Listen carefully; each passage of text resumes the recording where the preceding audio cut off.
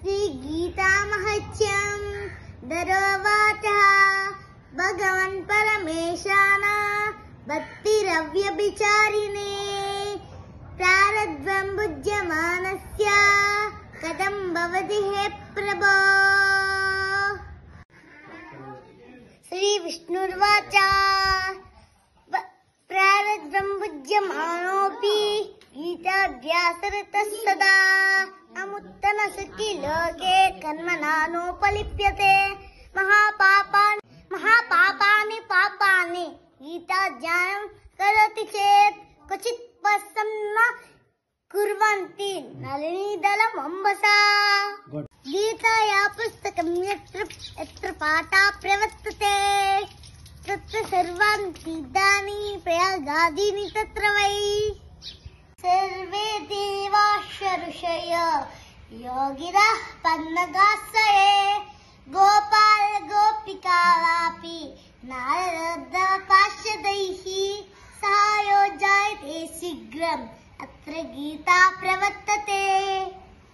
यत्र गीता विचारस्य पठनं पाठनं श्रुतं तत्राहं निश्चितं पृथ्वी निवसामि सदैव हि गीतायां तिष्ठामि गीता मे चोत्तमं गृहं गीता ज्ञानमुपाश्रित्य तीन् लोकान् पालयाम्यहम्।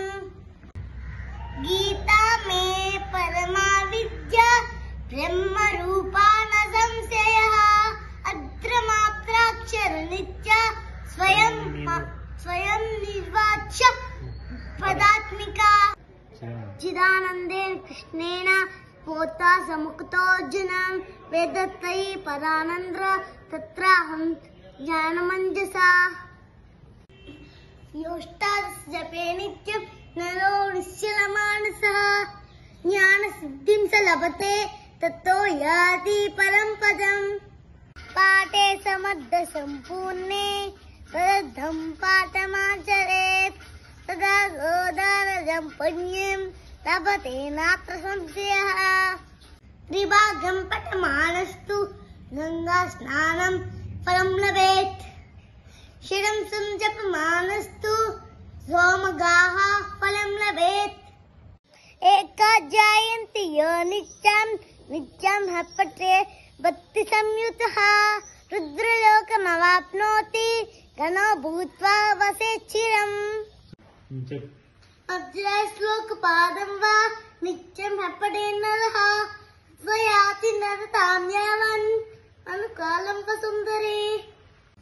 गीतायाः श्लोक 75 या त्र्यलोकं तदद्धं वा श्लोकानां पठते नरः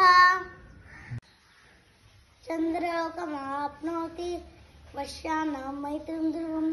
गीता पाठे समायुक्त वृत्तो मानुषतां व्रजेत्।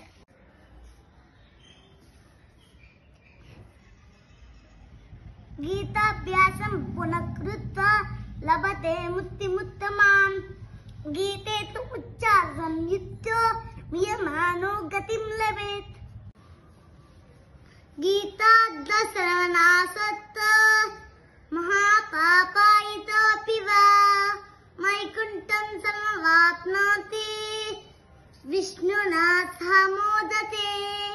गीतार्थं जायते नित्यं कृत्वा कर्माणि भूयः जीवन्मुक्तः सविज्ञेयो देहान्ते परं पदम्।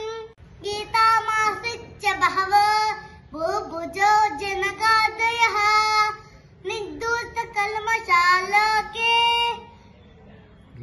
गीता एतः परं पदम्। गीतायाः पठनं कृत्वा महच्छिन्नयः पठेत् हृदा पाठो भवितस्य श्रम एव हृदा हृतः। एतन्नोच्चं संयुक्तं गीताभ्यासं करोति यः स तत्फलमवाप्नोति दुर्लभां गतिमाप्नुयात्।